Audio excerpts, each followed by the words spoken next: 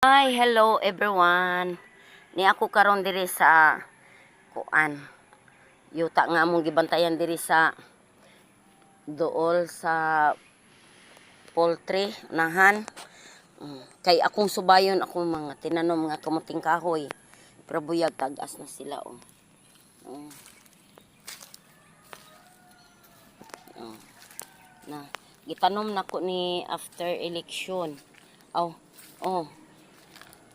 mga 2 days after election.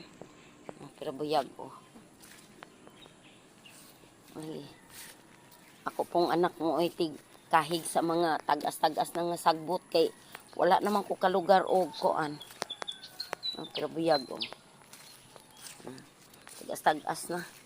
Then oh, tinanom po na ko nga gabi nga pula. Katong